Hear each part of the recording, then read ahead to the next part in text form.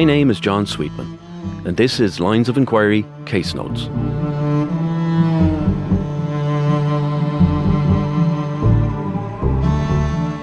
In Case Notes, we step away from telling one specific case in detail and instead take some time to reflect, to revisit past investigations and to respond directly to you, the listener. These episodes are about opening up the conversation. We'll be speaking with expert guest contributors, diving a little deeper into the issues behind the stories, and responding to some of the much valued correspondence that comes into our mailbox. If you have a message you'd like to share, a case you'd like us to revisit, or someone you'd like to hear from on future episodes of Case Notes, you can get in touch with us at linesofenquiry@goloudnow.com. And be sure to follow us on Instagram at Lines of Enquiry Podcast to keep up to date. In today's episode of Case Notes, I'm joined by former Garda Detective Sergeant Alan Bailey. Alan worked on numerous high-profile murder investigations during his career, totalling nearly 200 homicides, and later serving in the Cold Case Unit. He is the author of Missing Presumed and the Grangegorman murders, both of which have reached audiences far beyond Ireland, including TV adaptations and features internationally. Alan, you're very welcome. Thank you very much. So, Alan, you joined the Guards. Any reason why you wanted to become a Guard, or? I don't know. It's something that I had always thought about, but my father was the one who pushed me. He said it was a great job and he'd love to see me taking it on. And was your dad in the job? No. I joined in May of 1972. And to be quite honest, I say after about the first year, I was saying to myself, do I really want this? And then I think in my third year I was appointed to the detective branch, which is most unusual because normally you had to have done 9 or 10 years. Yeah. But somebody somewhere saw something in me. Yeah. So I was brought in originally into what is called the anti-vice unit. We patrolled the north inner city area and dealt with street prostitution and as it was at the time. So I moved from there then into the detective branch proper. So I spent from 72 or from 75, I think it was, when I went into the detective branch until 2011 in plainclothes on inquiries.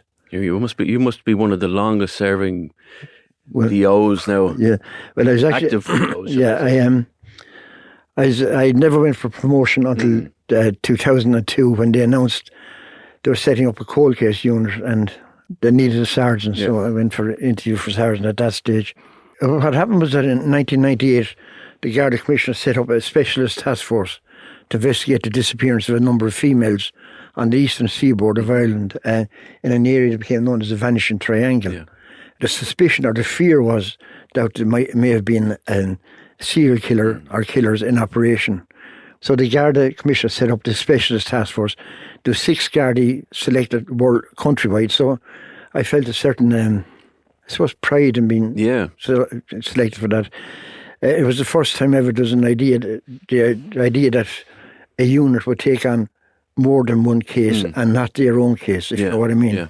That prior to that you investigated your own crime, but we were parachuted in from outside. Certain amount of resentment with some of the team because it was unheard of. Yeah. And but that would mean like you'd come in with a completely fresh view, like you wouldn't be hampered by any local. No, that's it. You wouldn't. You wouldn't have any. You wouldn't be coloured by what had been established up to that point. Yeah. Now you can see why somebody would feel, who do you think you are? You've been sent in here now to check my work, and we're saying we're not. We're here to assist with your work. But there was some pushback on it. I spent a total of 14 years on Operation Trace as the national coordinator. It was not wound down, but by the year 2002, it was being cut slim back. But I stayed. I brought everything with me. Yeah, I was going back to the Bible briefly, and I had all the files. Everything was done, and I brought that with me. So I was the go-to person for any inquiry about the missing person cases. Our one major success during our time on Operation Trace was a 20-year-old murder, the murder of a girl called Phyllis Murphy. Phyllis disappeared from Newbridge in 1979. Her body was found some weeks later, in the Dublin Mountains. There was a huge number of people interviewed at the time, and nobody ever charged with it. But we were there in the year 2000, shortly after Marlon Rinn. Marlon Rinn was the first ever hit for DNA in this yes, jurisdiction. So we were there anyway, and we were looking at the number of missing persons and cases, and we're also looking at unsolved female murders because you couldn't take them in isolation. Yeah. So we decided we'd find out a bit more about Phyllis Murphy, it being in our area, because we're based in Naas. And Brendan McCardle, who was a detective inspector in ballistics section in the Bureau, contacted us, and he told us that he had been, like us, looking at some of the older files, and that he had this case for Phyllis Murphy, that he had established that body samples that were taken from suspects at the time, blood samples, that they were still in existence. But he equally discovered that samples that were taken from the body of the deceased, Phyllis Murphy, were still in existence. And what had happened was that when Phyllis was abducted from Newbridge, coming Christmas week, very, very cold weather, she was raped and murdered, and her body was dumped, as I say, up the Dublin Mountains. Yeah. But it was dumped above what they refer to as the freezing line. Right? So it was like for all the world, her body had been put into a fridge. Yeah. So any samples that were there were still there when when her body was located. So we had a hit with Phyllis Murphy, and there was a local, John Creer, a local former soldier, and he was arrested. His perfect hit with the DNA. So there was a trial, and he's convicted of it.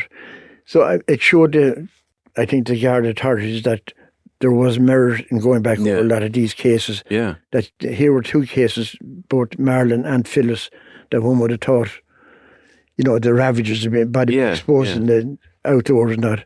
But it just goes to show you that, like, you might think that the case is, for want of a better thing, gone cold. But you don't know what's coming along, what new developments in technology and DNA and stuff like that. Yeah. So it's so important to retain these things. Like we did an episode there a few weeks ago, and you'd be well familiar with it, the Nora Sheehan case. Oh yeah, that was one of my cold cases. Yeah.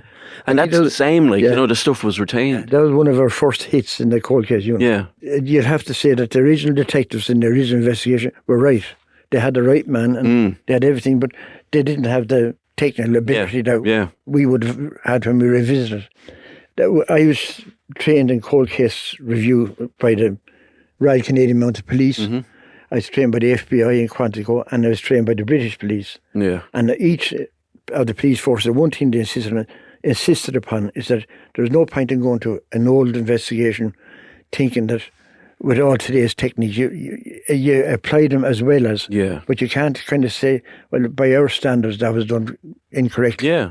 That's not what it's about. No. It's about coming into an old investigation saying, look, what have you established? This is what we can do with what you have. How do you decide which cases are worth putting the time into? Well, like, I mean, it must be difficult to have, say, murder cases unsolved in front of you and saying, well, I'm going to look at this one and not that one. Okay, in 2007, I was appointed as sergeant in charge of the new cold case unit. It was only set up that time. There was only 8 of you, I think. Oh, that's all, yeah. And that included a super and an inspector. Right. The idea was that if you have a big unit, what you may know here, the lad at the other end of the table may never have heard of, Right. So we kept it tight, but we had 207 unsolved murders. Yeah. And we went out to Santry, to the archives in Santry, and spent a number of weeks out there. And it's different. Normally, you react to a crime. You get a call about, we have a murder. You go to the scene. That's your crime. You're investigating it. But we were different in that we were there and we were selecting our crimes. So we could say, go through all the files and say, this one has merit. That one put on the long finger. We'll come back to it.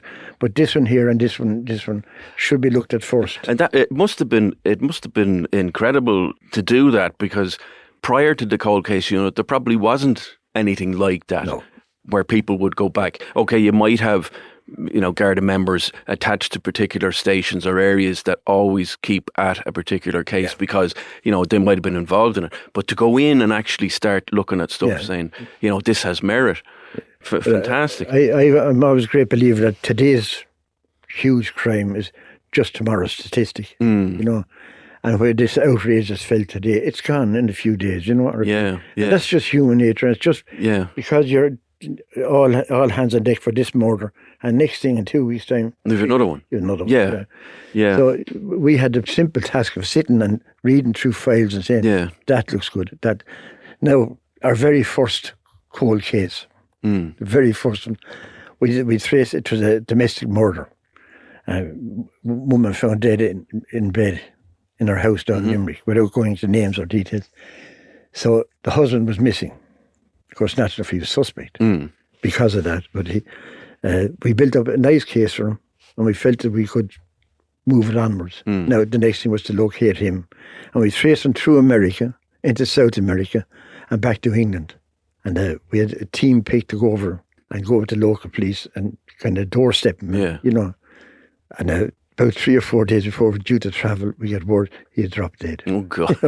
So that's the other side of it. But that must be frustrating, like, you know. And it was like, there's cases where we genuinely do not know what happened. And investigators, Garda members that are involved in an investigation, sometimes they might have a strong suspect or whatever, but just simply haven't got enough to reach the evidential threshold. But then there are ones where they'll be rare enough now, like whodunits really or whatever. And, you know, is one harder to deal with than the other? Are they approached any differently? Like, say if you've got a case that you look at and there are suspects there from the beginning, do you go back to the beginning and You do. You start at the beginning with a fresh pair of eyes. Regardless of whether there's a suspect or not. Regardless of whether there's a suspect or not. And one thing we found was that with those murders that were known as gangland murders, you got huge pushback from the public in those, because you're going saying, I'm investigating or I'm reopening this case. The answer you got 9 times out of 10, it's only a gangland murder. Or they were involved, you know. So you have to be very careful how you label things, you know. And that was one instance now where we found that the public perception of the victim, you know, was certainly a bar to would affect them. People maybe coming forward with information and stuff. And I know what you're saying, like, you know, because I've been guilty of it. We label certain crimes as gangland murders or this or that. But it's safe to say that an awful lot of those gangland, shall we say, murders remain unsolved. Because just people... And that's part of the reason. Won't talk. It's people... They either won't talk or they're afraid, really. There's either reluctance or a fear. Yeah. But we touched on the Nora Sheehan one there, which I found fascinating, because when we went and we did the episode on that case, I knew very little about it, like, you know, but I found it absolutely fascinating, and it must have been a massive relief or a huge feeling of achievement. Yes. I know that for a fact. And, you know, it's kind of, you said to yourself, that's what cold case is all about. You know, an ordinary woman, you know, just, she came out of the hospital, she was in hospital being treated for a dog bite to her leg. Came out of the hospital and just disappeared. And then her body is found, and linking the two of them. And I mean, the local police had done a great job, had linked her to even transport they used. And there's fibres and all that found in the van, but had lacked that little bit. Just that little bit. And I think, like, there was so many years, so many decades went by where the locals more or less knew who did it. But it turned out to be, well, unlucky for the man, I think it was Dr. Coakley, the old pathologist who had died. That's right, So instead of proceeding with the trial, they just stopped it. But that kind of left it open. It was still there. Yeah, it was still live, you know. Now, if that happened nowadays, it'd be a different approach. You know, there'd be another pathologist brought Somebody in. would come in to give the evidence. And given a new pathologist would give a report based on the report in front of him, you know. So when you look back at investigations from, you know, back in those days or in and around the 80s before DNA profiling became what it is today, do you ever come across cases that you think might have unfolded differently if we had had modern technology back then? I know it's... without going into the case, you know, there are certainly cases that could have been developed further if we had, we say, DNA. Back in the day, we'd always... I remember Tony Hickey was a Garda commissioner. A fantastic investigator. Brilliant investigator. But Tony's point was that back in the day, you needed buckets of blood to do your testing and do your comparison. But now you're going around and you're looking at dandruff. Oh, sure. That kind of, you know, the difference. It's stuff that you'd only see under a microscope. So there is that huge change, huge sea change. The thing about it is, you have all your forensic and all your comparison and all this, and you still need to know the suspect. Yeah, Still, unless he's on a database somewhere, you still have to go out and say, this is the man. I think we should bring him in, swab him, take body samples. Let's compare him with what we have in the scene. So it is done the good old-fashioned police work as well. You know? Yeah, like I mean, I worked in fingerprints for a good few years. You know, you could find brilliant finger marks at a crime scene and point of entry and all this, but they were no use unless, you know, the fellow was on the system somewhere. Yeah. And even if you did identify him, you still had to go and get a fresh set of fingerprints for that production in court and all this kind of stuff. So it's not just as simple as sticking a syringe in a guy and getting blood out of him. And I mean, I was on the crossover then between fingerprints and for the forensic, you know, with blood and that. Yes. I saw it a few times. I was a scenes crime examiner myself. Yeah. So I saw that where we see a fingerprint and blood. Now, if it wasn't good enough to be photographed, you tried the fingerprint, but you lost it. You know. Yeah, if that's all changed now. Yeah, and like that with Nora Sheehan's case, it highlighted the importance of, you know, evidence gathering and preservation, but also the record keeping of it. There's no point in having a sample if you don't know, or if you can't prove the chain of custody for it or something like that. There's in the Phyllis Murphy case that I mentioned, the Garda down in Newbridge Nathan, Finbar McFall was his name, and Finbar had the samples from the Phyllis Murphy murder 20 years in his locker. Right. And retained them in the locker in pristine condition.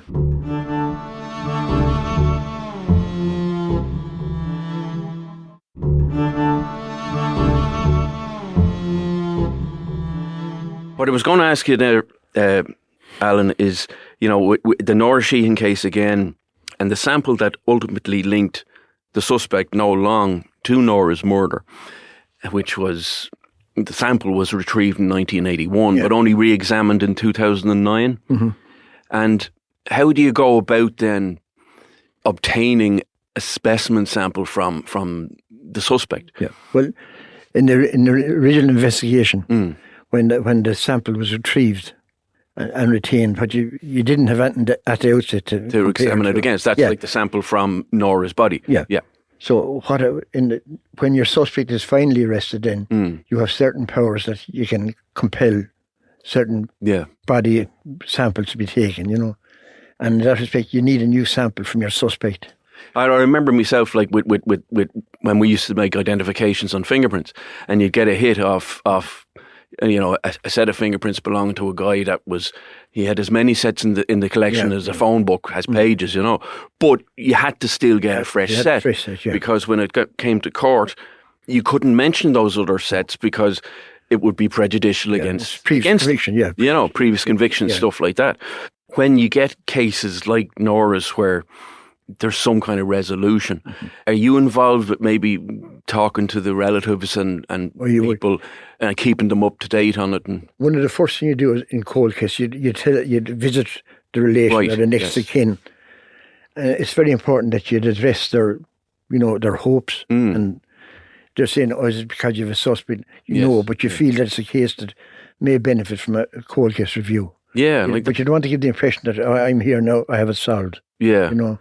Again, I think it probably comes from the telly, like cold case and unit, but it does kind of adequately describe it. But no case does really ever go cold. No, it's just unsolved. Yeah, it's just that maybe you don't have the same resource to throw at an investigation, or if you have your team committed, and all of a sudden you have another murder.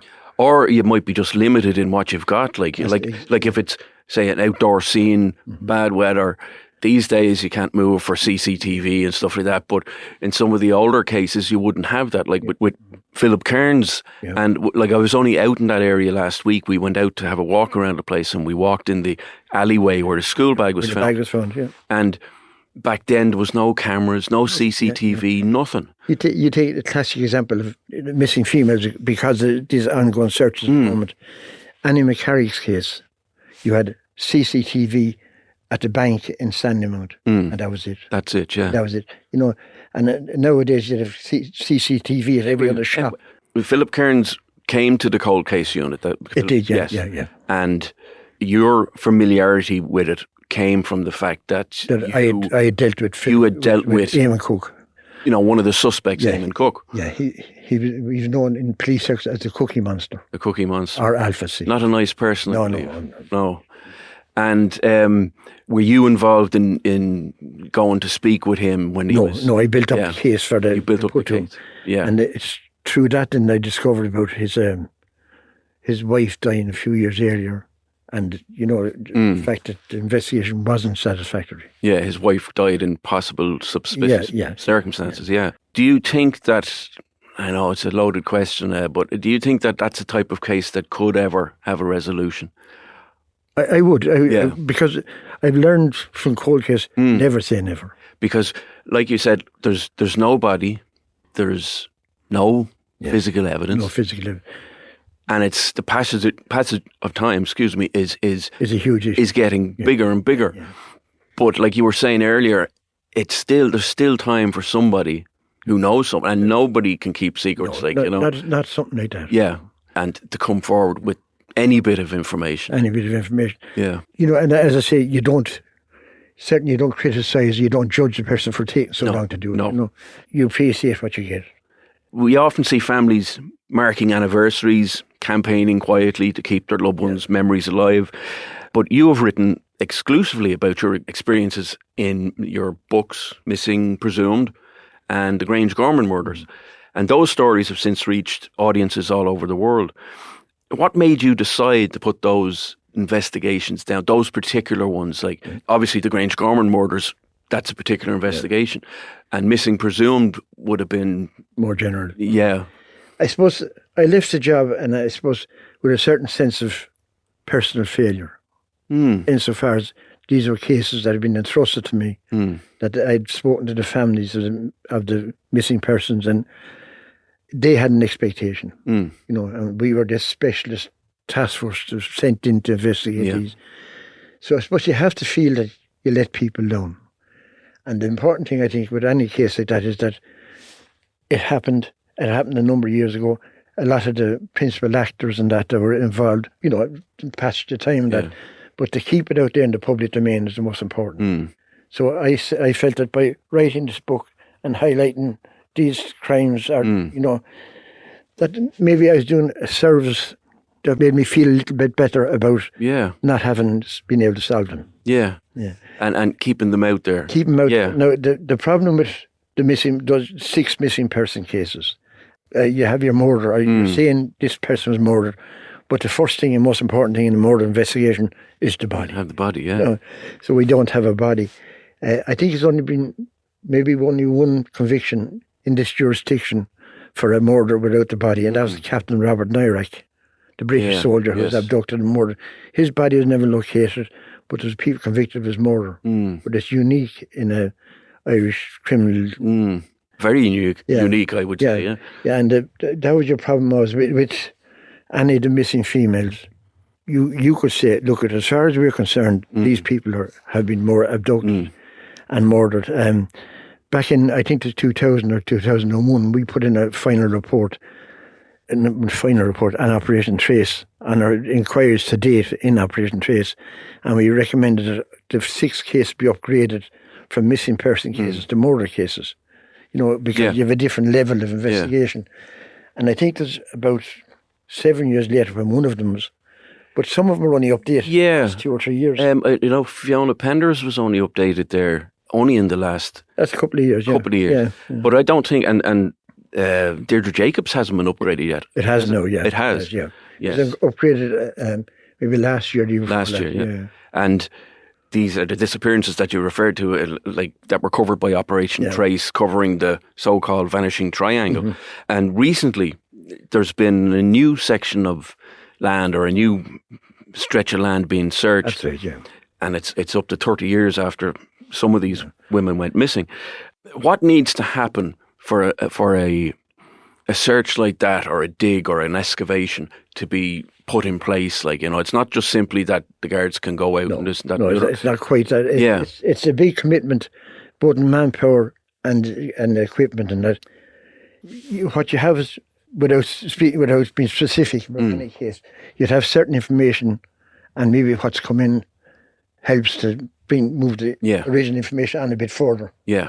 It's not just something brand new out of the blue. It's something that's adding to something and adding and adding. Yeah. And it gets to a point that, yes, you know. And we found with cold case reviews that the passage of time is a great healer. You know, that way back in the day, somebody's murdered, and it's a very difficult thing to keep to yourself that you've murdered somebody. Right. You know, or if you knew that somebody had murdered somebody. You'll share with somebody. Yeah. You know, and maybe the person you share with through loyalty, fear, love, whatever. Yeah. Keeps stum for so many years. Yeah. You know, these things change. And what you have to do is kind of convince people that you're not going to be judged because you didn't come in 20 years ago with this information. Yeah. Right. Now, you could say on the one hand, well, why the hell didn't you come in before? But that's not. Yeah, but no, you don't know their circumstances. You don't know this, that, and the other. And how long they've wrestled internally to say, absolutely. should I, shouldn't I? Yeah. Now, can I mention the downside? Yes. And I've always felt this. Operation Trace over while we were in existence carried out a huge number of searches. And what we do, we bring out our team, do our search. If it got into the media, well and good. We then explain we're doing a search for in relation to the missing people. Yeah. Without being specific. But nowadays you have the Garda saying that at 9 a.m. and such they're going to start a search for the remains of so and so and so and so. And my problem with that is you do your search, you find nothing.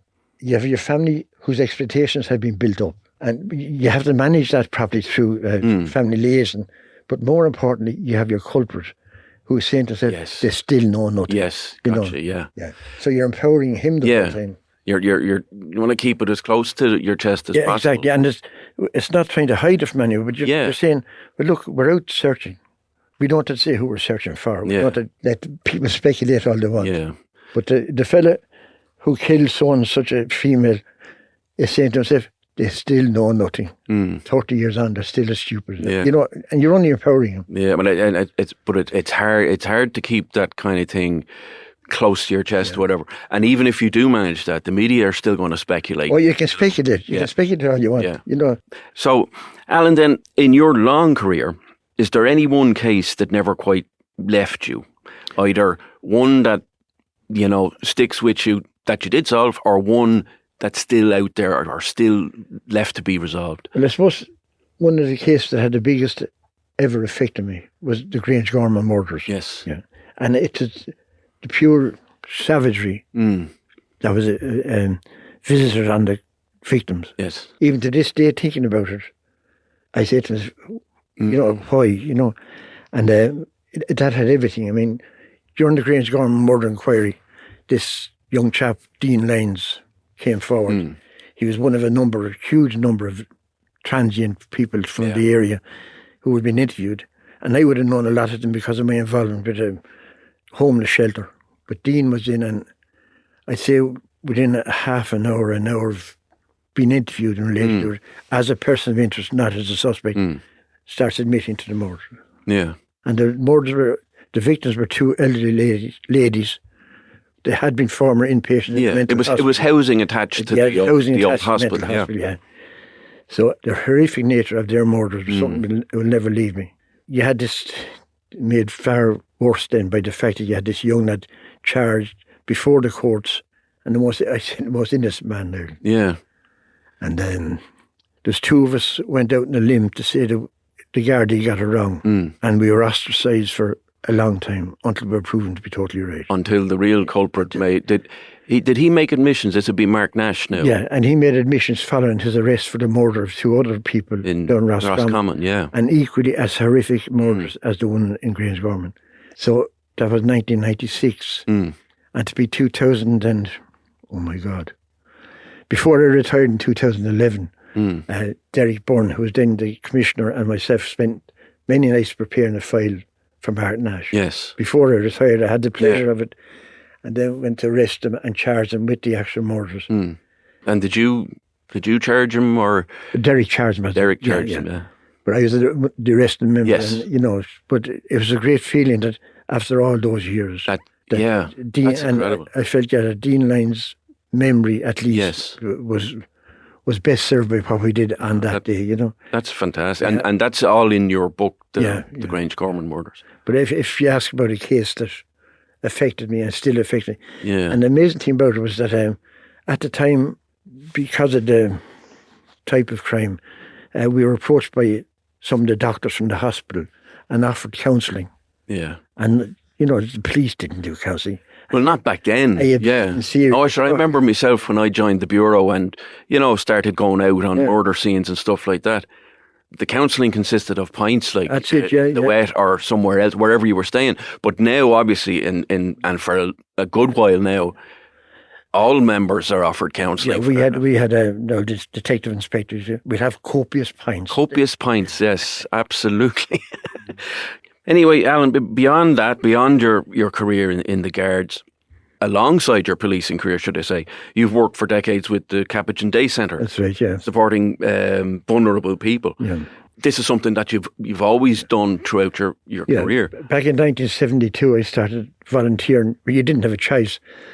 Brother Kevin Crowley, who ran the Capuchin Day Centre from a prefab in the back of the local monastery. Yeah. The Capuchin priests at that stage and the Garda had a great rapport. They'd be down playing cards, but different. Yeah. Socialising. So I arrived in the Bridewell, fresh face from the country. So he's there after a few days, and you're living in the station at that stage. And he says to me, and this is the same year that you joined. Joined the Guards. 72. Yeah. So he says to me, "Are you married? No. Do you drink? Yeah. Think I'm going to be invited for a drink." Yeah. But he said, "I'll cure your drink and be up tomorrow morning at the Capuchin Day Centre." All right. So I drifted into it from that. Yeah. Started volunteering back then. At that stage, it was men only. And the idea was to get the men in off the street. They were in the hostels, but they'd have to leave the hostel at 7:30 in the morning, not getting in until 7:30 at night. Naturally enough, the first thing they do is went out and got drunk and start baiting people and robbing them. So the idea was some little place where they go in and sit. So the day centre started at that. We'd have maybe 30 or 40 men during the course of a day. They'd be in the soup and sandwiches and things. It was men only. And then during the 80s and 90s, you had a huge increase in the number of heroin addicts around the city. A lot of females. Yeah. So we started taking females as well, and now we're full families. Today now we had over 1,400 people for food hampers this morning. We had 700 for breakfast, and we had 500 for dinner. That's today. Yeah, today only. Yeah, since 6:30 this morning. No, that's fantastic. Like, and do you think that you're being a guard and being exposed to certain things as a guard in Dublin city centre, do you think that helped you in your work? In your understanding of it. Yes. Over the years, my involvement with the centre led to some very unusual investigations and some very successful investigations. Yeah. I had a case where two of the lads out of the centre, two down and out, and that's what they were, told me about this fella whose picture's in the paper. He tried to hire us last week to kill his wife. Right. So I said, oh. And this is in relation to the body of a female that was found in a car in the railway station down that Lawn. Oh, you'll have to give us the name and details of that one. Yeah. If you hadn't been working in the Capuchin Centre, you mightn't have got that information. And did that lead on to it led on to this conviction? And successful conviction. And the lads give evidence in court and all that. Alan, if people want to support the work at the centre, how do they get involved? Well, we have a website, and with bank details and all that on it. Mm-hmm. It's a running cost of somewhere in the region of 5 million. Grants from central government are somewhere in the region of 500,000. So there's that shortfall to make up everything.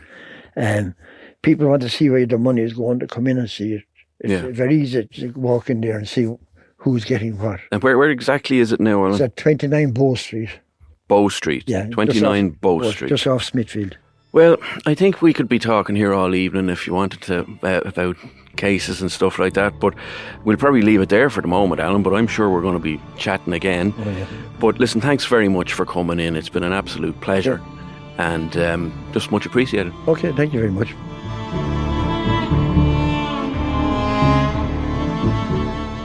Thank you for listening to this episode of Lines of Enquiry. If you enjoyed the podcast, please consider giving us a 5-star rating and review, sharing it to your story on social media, leaving a comment below, or simply telling a friend you enjoyed it. Your support helps us make more episodes.